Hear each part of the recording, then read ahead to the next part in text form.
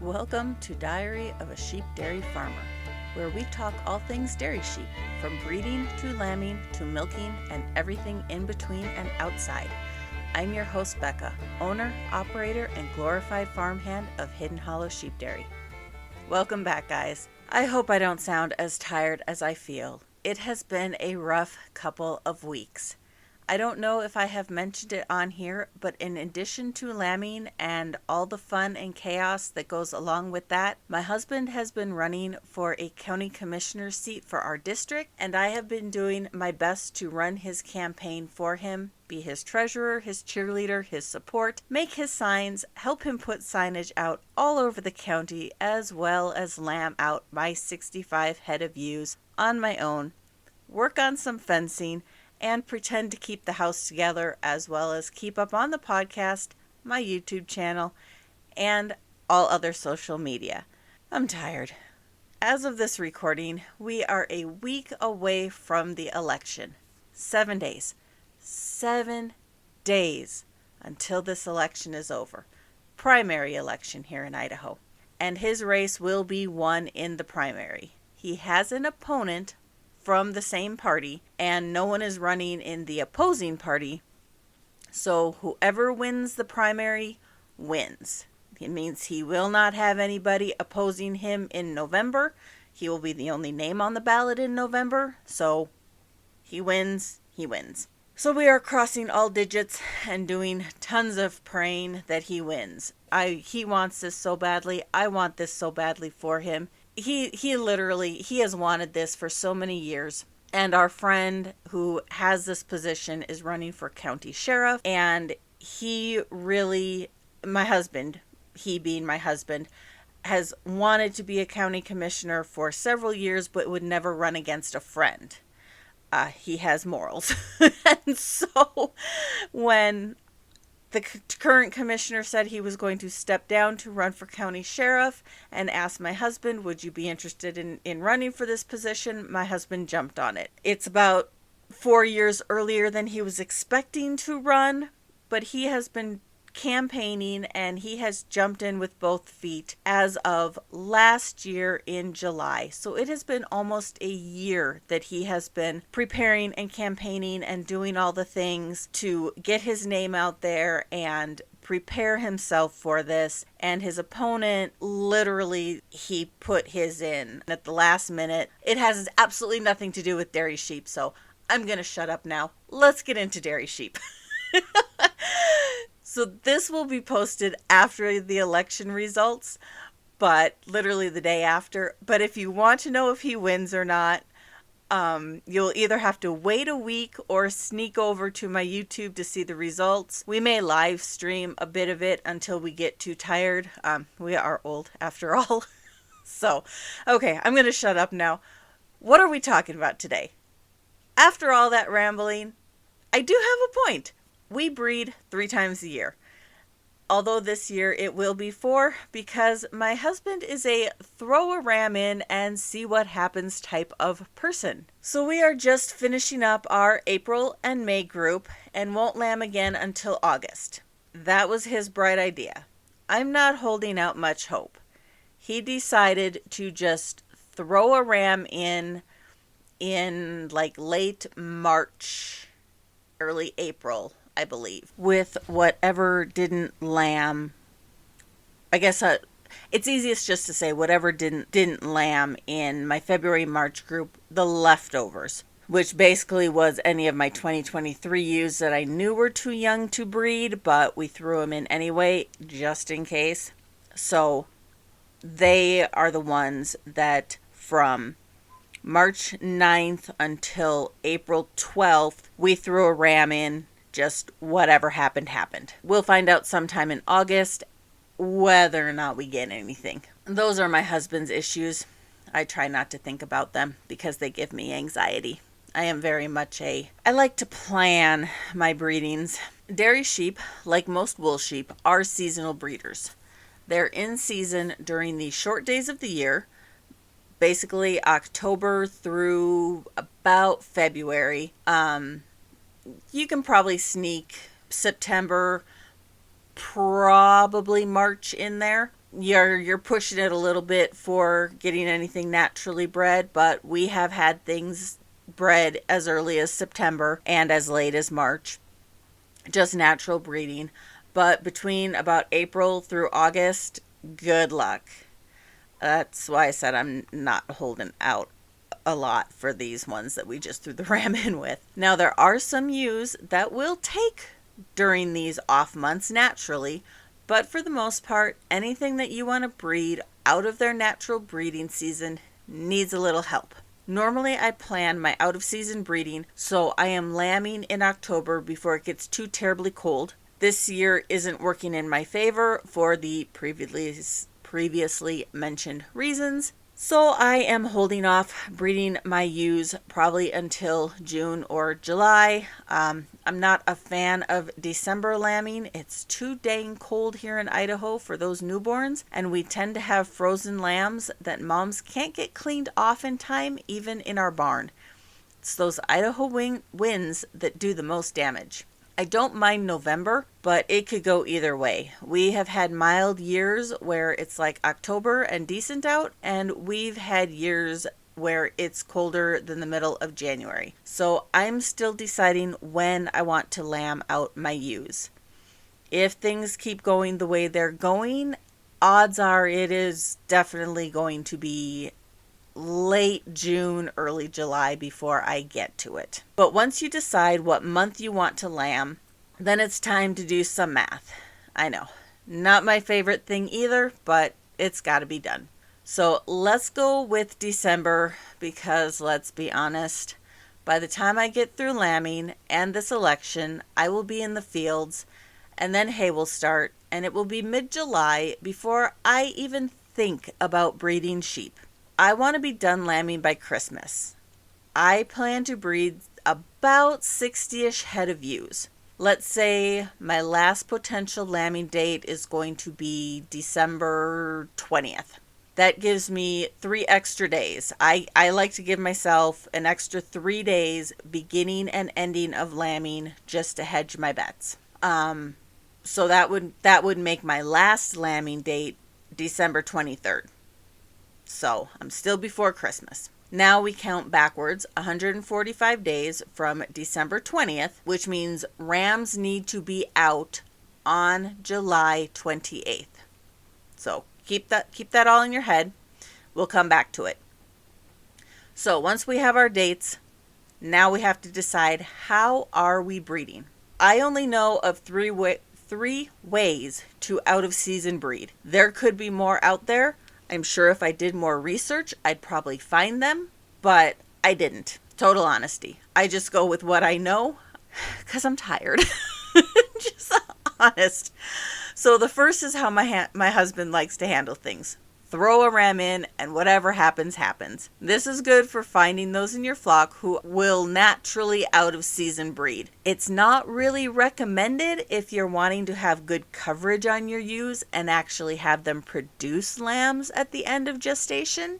On average, the last 2 times he has done this to me, out of 40 some ewes, I ended up with about 9 ewes that lambed. It's not great odds.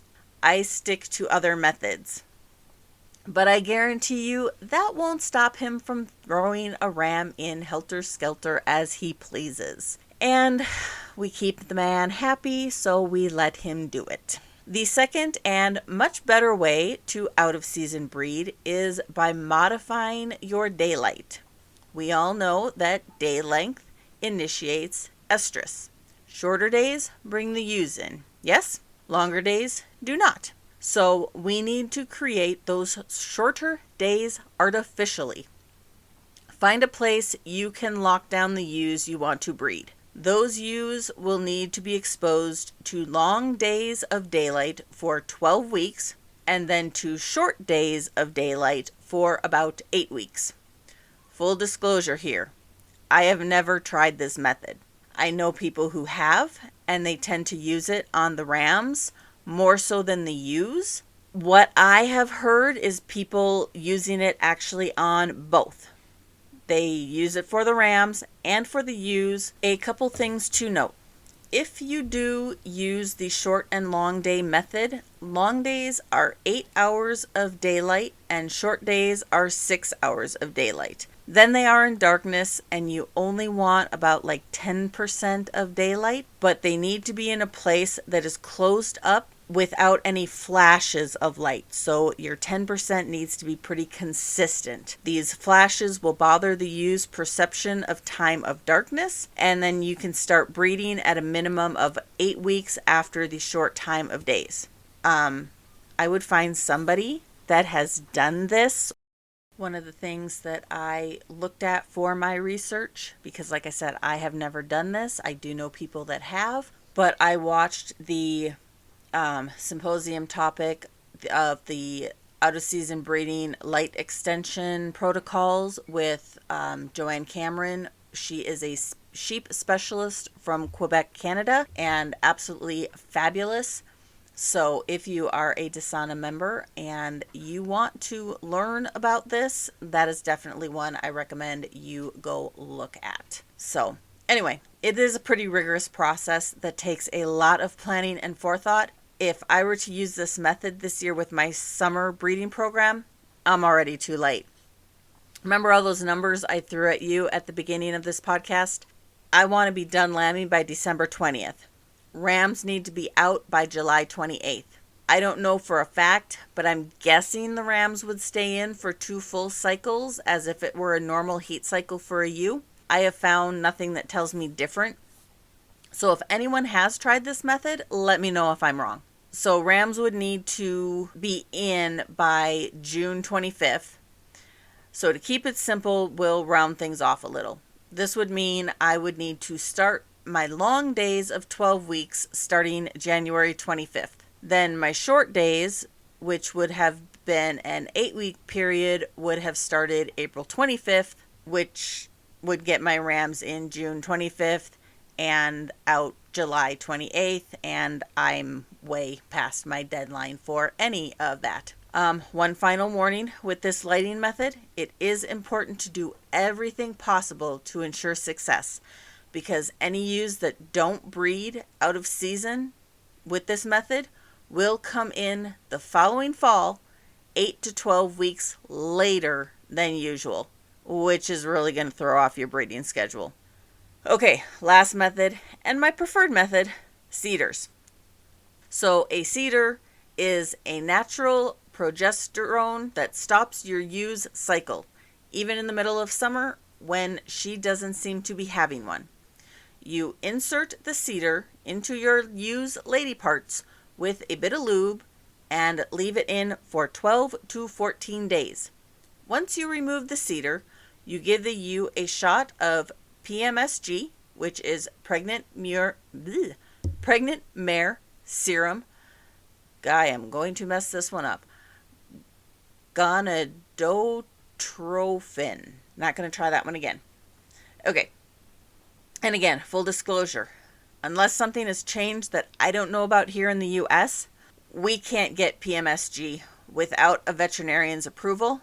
And last time I checked in my area anyway, no one was giving that approval. I have only been able to get it one time, and that was when we were doing AI on our ewes, and the vet that was doing the AI came up from Utah? Nevada. One of the two. And he brought it with him because he was a licensed vet able to get it, and we couldn't get it here. So he brought it with him and was able to administer it, or give us the prescription to administer it, I guess is what I'm trying to say. So the seeders start and stop estrus in the ewe. The PMSG is the hormone that basically promotes the eggs to drop. It helps the ewe produce multiples. And I've heard conflicting stories on this. Some people find that they get more multiples with out of season breeding and with the help of seeders and hormones, and people find that they get more during the natural breeding year. I guess it's all just in a matter of how you regulate things, how you feed things. We've always had really good luck with seeders. So, okay, you've pulled your seeder, you've given the shot, now what? Now we put the rams in. Nope. I mean, yes, but hold on. We got to head back to those dates at the beginning. So our ending lambing date was December 20th. Rams out July 28th. Now we need to do a little more math. Your CEDARs are only in for 12 to 14 days. They sink the ewes, which means the rams only need to be in for half the time they normally would be in. I keep my rams in for 17 days. I know some people who keep them in for 21. It's a personal preference. So I need to count back 17 days from July 28th, which would be July 11th. That's the day the CEDARs come out and the rams go in. So when do the CEDARs go in? Count back again, 12 to 14 days. I do 13 days, right smack in the middle, June 26th. CEDARs in on June 26th, out July 11th with a shot of hormones. Rams in, rams out on July 28th. Babies should start anytime around December 3rd and should finish around December 20th. Give or take 3 days, either way. So, what are your percentages? Because I know there's always that what if. What if you spend all this time, all this money, because it's not cheap. If you are doing everything right, normally get about an 80% coverage with CEDARs. With the light method, they say it's about a 70% coverage. The last several years that we have done CEDARs, we get between about probably an 80 and a 95% coverage on our ewes, which I think is pretty good, especially for out of season breeding. And we do get quite a few triplets and a lot of twins, which is always good. I want to take a real quick minute and talk about ram power, because it doesn't matter if you do everything right. You put lights on your rams, you put lights on your ewes, you do all the CEDARing, the counting, the hormones, the everything on your ewes, and you try to breed like you would in your normal breeding season, and you throw one ram in with 40, 60, 80, whatever number you normally throw a ram in with your ewes. You will not get the results you are wanting. When you are out of season breeding, the standard is one ram per no more than 5 ewes. They recommend 4 to 5 ewes per one ram. I will sometimes stretch that to 8 ewes per ram, but I try to stay between 5 and 6 ewes per ram. And where I have 20 rams, this is why I have 20 rams, so that I have plenty to go around. But yeah, ram power is definitely needed when it comes to out of season breeding. So you're probably asking yourself, why? Why would anyone in their right mind want to lamb out 2, 3, or even 4 times a year? Well, if you're a meat breeder, to sell lambs for the meat market all year round. But for those of us in the milk end of the world, it's all about the milk. Milking in the off season to make hard cheeses to have ready for the spring and summer months. Those cheeses take time to age.